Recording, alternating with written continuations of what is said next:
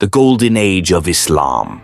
Beginning in the 8th century, it was an era of Islamic prosperity, blooming knowledge, and a newfound focus on the lands of the Middle East.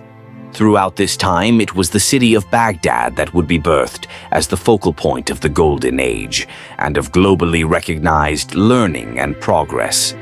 Baghdad became a city of 1 million people, countless libraries packed full of manuscripts and books that were just aching to be studied by scholars from around the world who flocked to the Muslim capital. One of the most desired attractions to see once these foreigners arrived would be the Beit al-Hikmah, or the House of Wisdom.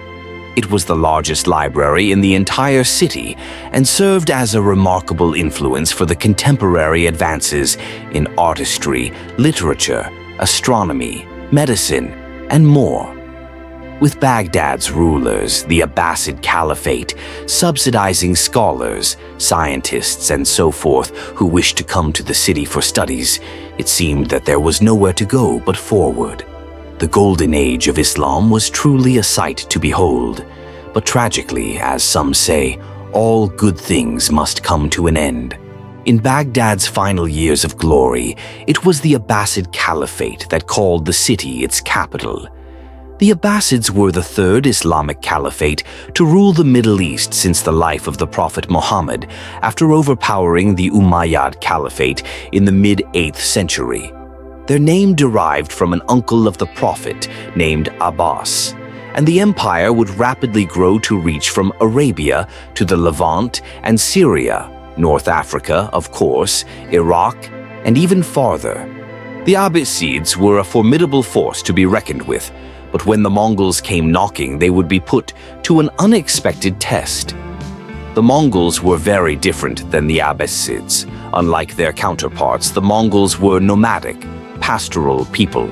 They scarcely settled down anywhere and, as a result, instead came into frequent conflict with more settled societies, such as the Abbasid Caliphate. In these clashes, the Mongols were known for a particularly unique and rather brutal battle strategy. Having been so pesky as to inspire the construction of the Great Wall of China, the Mongols were synonymous with many terror tactics, and if anyone ever heard clashing pots and pans or aggressive rattling of bells, it could quickly be assumed that they were about to become the next Mongol victim. Though they usually would offer an option of surrender to local rulers before launching an attack, if this offer was declined, mass destruction and bloodbaths were what generally followed. And while the Mongols weren't settlers, they still liked to conquer land and provide their roaming peoples with more space. Thus, when a man by the name of Temujin united the Mongols and took the name Genghis Khan, a chain reaction occurred that would end on the charred soil of Baghdad. When the grandson of Genghis Khan, Hulagu, rose to power, the Mongol Empire really began to expand. Hulagu Khan spread his authority through Syria and was working to secure his grip on the lands of the Ilkhanate of Persia. This initially brought the Mongols into direct conflict with a Shiite group known as the Assassins, which in time Hulagu managed to vanquish. His next obstacle now was the Abbasid Caliphate in Baghdad. Over the years and caliphs, the Abbasids had sadly begun to weaken both politically and militarily. They had become no strangers of paying tribute to the Mongols themselves, but the current caliph, al-Mustasim, wasn't too concerned about what that might foreshadow. Still, the caliph had already heard rumors of Hulagu's goals and focus, but al-Mustasim could not be convinced of the real threat that approached, in part due to the advice of his Grand Vizier. The problem with this Grand Vizier, however, was that he is believed to have had his own agenda which flew in the face of his rulers. This was because previously, through grievous acts and decrees passed, the Caliph had deeply offended many of his Shia Muslim subjects, his Grand Vizier included. It is thus believed by many that the great advisor to the Caliph himself was the one to not only welcome the idea of a Mongol invasion, but in fact to invite them. Whether this was the case or not is still up for debate, But what is known for certain is that the Caliph, for one reason or another, wildly underestimated the will and might of the daring Mongols. Al-Mustasim's first clue that his counterpart Hulagu was serious should have been when he sent the Caliph a letter demanding his and the city of Baghdad's surrender. Shockingly, it is said that Caliph Al-Mustasim replied with an ultimatum: "Go back to where you came from, or besiege this city." The problem was that the Caliph believed that the whole of the Muslim world would undoubtedly come together to defend Baghdad if the Mongols ever so dared to attack the Abbasid capital. This, he would soon learn, was not true. Thus, on January 29, 1258, to the awe of the Caliph, the Mongols laid siege to the great city of knowledge and the center of the Islamic Golden Age.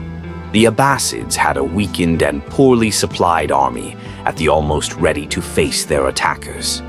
Compared to what the Caliph had anticipated, the rest of the Muslim world was lukewarm in its response, and the Mongols were a warfare marvel.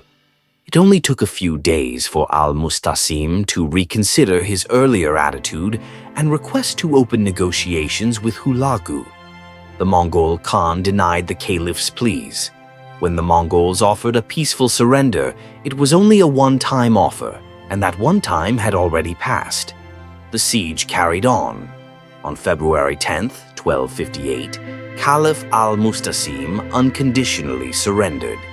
The Mongols accepted, and for the next 3 days, nothing happened.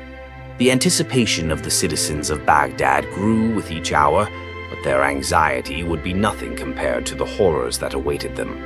On February 13th, Hulagu and his men entered Baghdad. The Mongols gave one warning on their way into the city, and it was given only to the Nestorian Christians, whom Hulagu gave this message: "Lock yourselves in your church and do not come out." It was his promise, likely because his own mother and favorite wife were Nestorian Christians, that if they obeyed, his men would not harm them. For the rest of Baghdad, however, there was no such mercy. A week of pillage and bloodshed followed. Not even the nobles of the city were spared. Roughly 3,000, to be precise, were executed. As for the Caliph, a couple of theories can be found as to what fate befell him. According to one story, Al-Mustasim was imprisoned in a room of his own gold and treasures.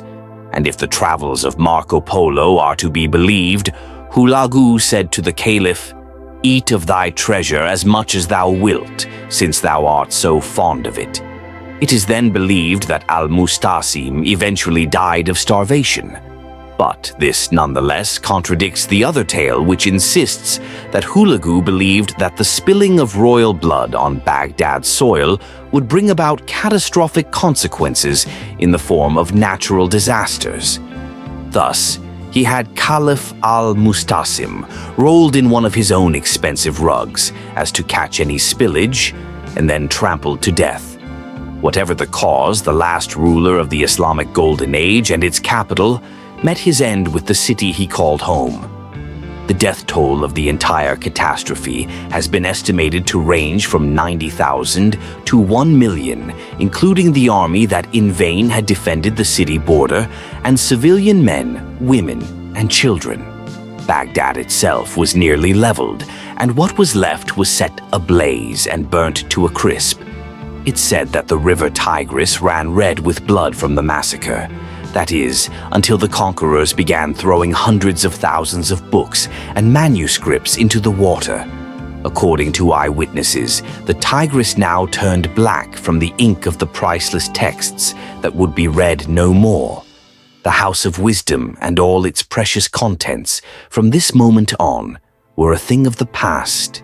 The siege and subsequent destruction of Baghdad in 1258 was more than a loss for the Abbasids. It was more even than a loss for the Muslim world. In fact, it was a tragic calamity upon the whole of the world. A golden age, an era of prosperity, knowledge, art, and so much more had come to an end. There are hundreds of thousands of texts no one again will ever read. Centuries of learning and progress that never got to be had, at least not in the way they could have been. The fall of Baghdad was the fall of the center of a growing world and life for people around the globe who trekked for days on end just to study at its house of wisdom, and one that sadly, too many of us have now forgotten.